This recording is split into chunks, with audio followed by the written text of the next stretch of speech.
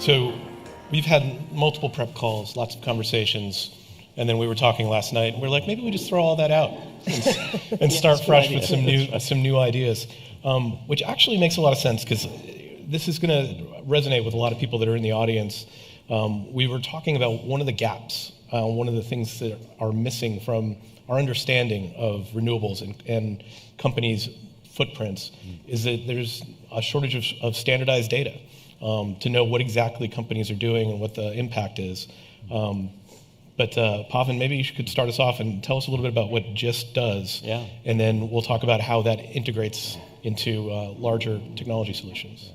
It's funny that when it comes to bean counting, there's profit and loss accounts and so on, there's lots of standardization, reams and reams of accounting standards. But when it comes to any of the other things that matter, your emissions, your water usage, your pollution, your employees, the social interactions that you have in your society where you do business, none of that has any standards.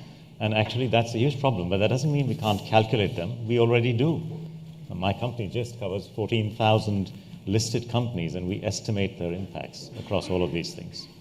So, and by impacts, it's not just carbon. No, it's not just carbon. List out like what you're keeping track of. So carbon matters because of greenhouse gases and emissions and the cost of climate change, but water usage matter. I mean, if you happen to be Coke, for the sake of argument, and you happen to be drawing water from in an area where there is scarcity, then there are impacts on the local society.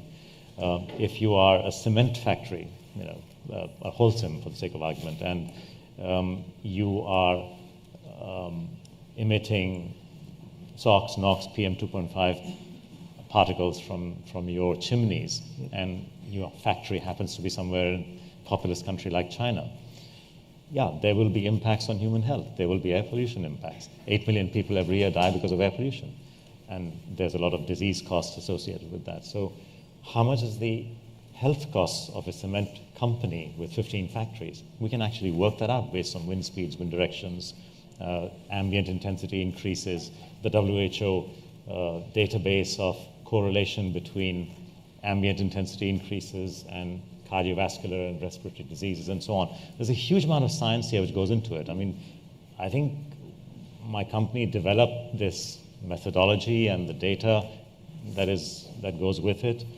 And we've coded that and we've converted that into a little engine, which I think Susan appreciates because of her background in technology.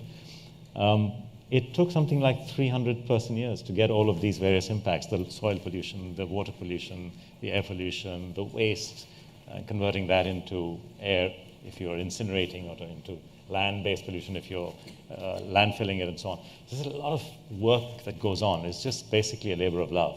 You need to be slightly nuts to be able to do this, but we do. So you've done it. You've got these data sets, again, a large number of companies. Susan, how does that help you serve your clients and help advise them and sort of tune their operations? Yeah, it's really been a great journey. So we've actually been working with GIST for Wipro, doing our own environmental P&L, and now going towards more of an integrated P&L for 7 years. No? This is the 7th year. 7 years. So we've actually been doing our own environmental P&L for 7 years and leveraging a lot of the technology with GIST. And, as we work with our clients, to your point, Dan, we're really seeing where the standard frameworks are out there, which are fantastic. All the metrics are out there. But what we're also seeing is just the ability to tell the story from more a values-based perspective. Our clients are looking for that. So kind of beyond just the metrics and looking at the natural capital, the social capital, and kind of putting it in with your financial capital and your built capital as it goes more towards, am I going off as I turn a little bit? Putting it and writing it for your financial statement kind of narrative holistically. So we're really seeing that ask from our clients right now to think about those capitals as part of your resource accounting. And so where we're really leveraging it, they've got a great valuation engine to now kind of extend just from an EP&L to an integrated P&L and add that bigger story with the rigor of the metrics and the data from kind of a responsible business P&L action. And so that's where we're taking it. So we're bringing it into, we do impact intelligence and not just ESG reporting, not just the metrics, but really think about it from kind of that P&L view of impact reductions tracking, but also the costs and the opportunities that you're now seeing in the business. And to be very honest, it's been really inspiring. A lot of our clients are pulling us that direction as well. We're doing it, but our clients, there's some really best practices out there. I think Intel might be in the room today. Yep, There's Intel here. they'll be on next. Yeah, they're one of the leaders. So we're really getting pulled as well from our clients. We're doing that, but our clients are pulling us there. And I think it's just a fantastic shift in the market of where, we're just going into storytelling, and it's not just about metrics. So we're super excited about the relationship with GIST. So, the question becomes like, what happens when companies don't share the information with you? Because some of them may not want to, they don't, and some may not be able to. So what do you do then? Well, firstly, it does happen, by the way, and even on what you might think are simple things like just getting your Scope 1 and 2 greenhouse gas emissions organized. We kind of crawl data from 14,000 plus companies, listed companies. And out of those, 7,800 do not actually disclose even carbon data. So it gives you a sense, right? So what we do is we don't give up. We say, okay, cement factory, cool, all right. Well, we have another 300 cement factories. If we haven't, we have probably a sample of 10, which are algorithms. Basically, we have a machine learning model, nearest neighbor model, which finds out which are the 10, which are the closest. They use Portland cement. Using using the AI tool. Figure out what are the closest, and we work them out. We work out the ratios based on, okay, if this company, which has disclosed, has the following average, and that one and that one, this other one, number 11, which hasn't disclosed, must have roughly this, based on these ratios. And we did a kind of test. We took, in this case of the greenhouse gases, we trained our algorithm on 7,800 companies, and we then took test data for 2,000 companies where we had the answers, but we pretended we didn't. We ran both. The correlation coefficient, my friends, was 0.92. And to put that in context, if you follow what most of the industry does, which is, oh, well, cement is cement, well, we take the average impact intensity, emissions per ton of cement or something like that. If you do the same exercise, you get a correlation coefficient of 0.35. So that's the difference between getting a good algorithm, machine learning at its cutting edge, as against just doing what everyone does. So Susan, when you've got access to these data sets now, you've been using it internally at Wipro, now you're developing it, incorporating it into your work for clients. Like, what are some of the learnings? What are some of the things clients have been able to do to sort of adjust their processes? Yeah, I think it was talked about earlier today. We're really just seeing a really big shift in what people are doing in terms of their reporting, where it's not just reporting anymore. It is this bringing it into how they do their own performance management. And that's at the executive level, that's at the functional level. And so really what we're seeing with our clients is the practical of the actioning on the metrics and what you have to do around that, absolutely, and cleaning the information and the data, adding in information to it. But we're also seeing innovation. Because this is new ways, new muscles in the company of how to even bring these practices in.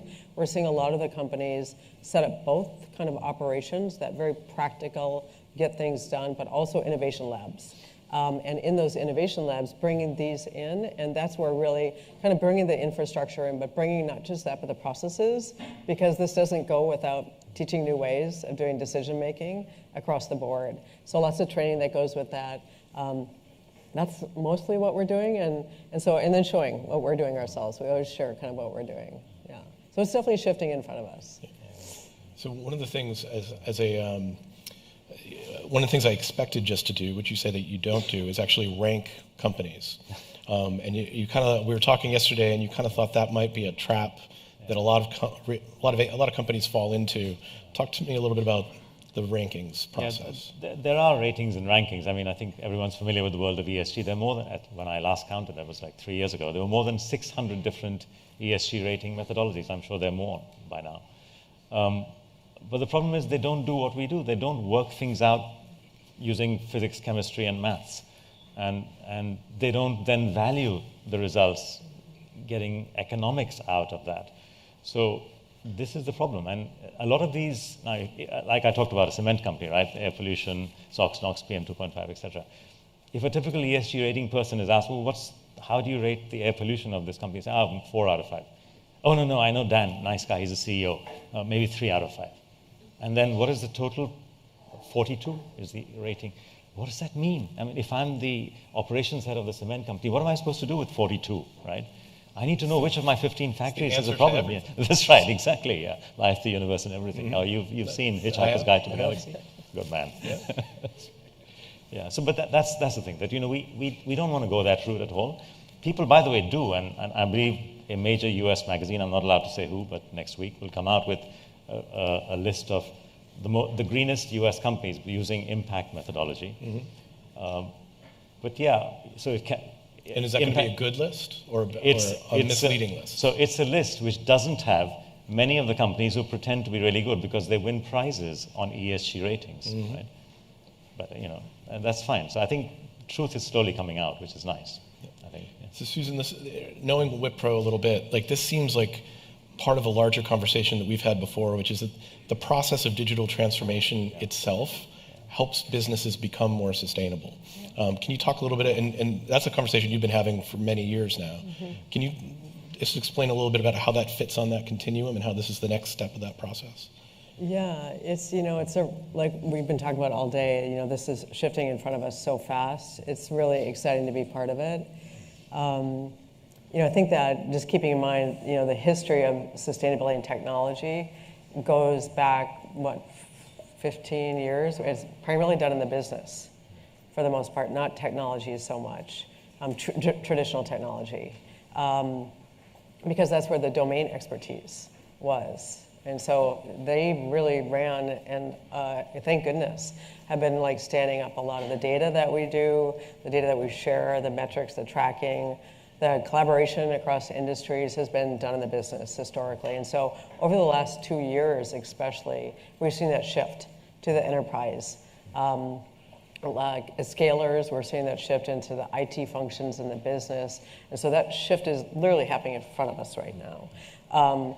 And so that's one thing that's going on. The other, and it's great. And so I think that just like, a lot of technology functions learn ERP, a lot of the technology functions today are actually learning the language and the business rules around sustainability. And so I think that that's a very important part, especially when we talk about data, about how to use the data correctly. So I think that that's going on. I think the other thing that's really interesting is if you kind of stand back, we're actually looking at sustainability from a couple different dimensions. And you could be talking about an industry, you could be talking about, public sector in a smart city. We're seeing it start with experience, not just technology. So being experience-driven at the beginning and thinking about that, the most sustainable companies in the world today are focusing mostly about experience. Customer experience, employee experience, citizen experience in the cities. So I think starting with experience in terms of the sustainable technology transformation, you're really seeing that shift happen now. To get the behavior, and I love the conversations earlier, Catherine, you have to start with behaviors. So I think it's starting there anew. And then just going into well-being, which I think has been a great thread of this conversation as well. And so it's the well-being of the employees, that they're part of it. I liked the recommendation on the, include employees in your new solutions as early adopters. So the employee experience being part of that well-being, you're seeing, thinking about what is their footprint in terms of going to work or not to work, or you're seeing all the data come out now from working from home.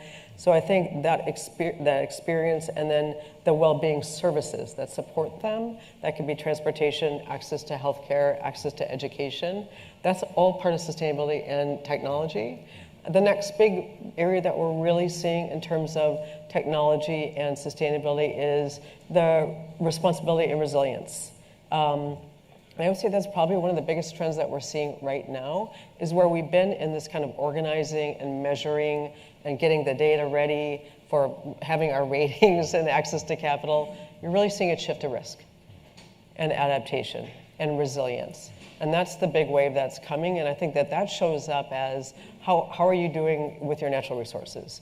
Are you taking care of them? Is the footprint getting reduced? How are you doing in terms of business recovery? So what we get asked a lot in terms of our tech services is what will happen during the floods? Well, what happened during the fires? Is it a resilient set of infrastructure? And so I think a lot about that responsible and resilient security comes in there, things like that. So that's when, I think about technology, that's a really big pillar. And then it goes into transparency, intelligence. Intelligence you're really seeing at the core. This is what we've been talking about is, using the data, not just for data and reporting, but really using it in a new way to describe the narrative of where you're at in your sustainability journey to all your stakeholders. So it's a new way of talking about it in the company and externally. And then the last big one is new business development. And if you're a city, you're talking about economic development. If you're an industry, you're talking about new business models. Seeing a lot of sustainability as a service, LCA factories, new experience models, new materials coming in through the whole, design, materials, compliance, packaging, the whole, everything there. So when I think about sustainable technology, it's really exciting because it's no longer just these, IoT solutions. It's really the end-to-end of thinking about it differently, which is, I feel like we're making progress that way. Yeah, I think I'm trying to draw together themes from throughout all of our conversations today, and a couple of people have said, this isn't about saving the planet. The planet will be fine. Yeah. This is about saving ourselves. It's about building better businesses. It's about our relationships with our employees, our customers, and businesses that will be permanent. And that is the sustainable process. So I think, and I think reframing it in terms of a narrative, as opposed to just a report that you're giving to stockholders, is a very important distinction. They're different stories for different audiences, and I think we're just starting to appreciate that. So we're going to go to a break, but I want to suggest two things. One, you ask questions while we're at break of any of the speakers you've heard speak tonight. That's where we're hoping we can get a lot of that interaction, a lot of that engagement. You two will be out there and you'll be available for comments. And then two, counterintuitively, come back into the room as quickly as possible because we're running a little bit behind. We don't want to cheat our last speakers of the day. And I'd appreciate it if you could just get back into the room as quickly as possible. But with that, let's give them a round of applause for a great presentation. Thank you.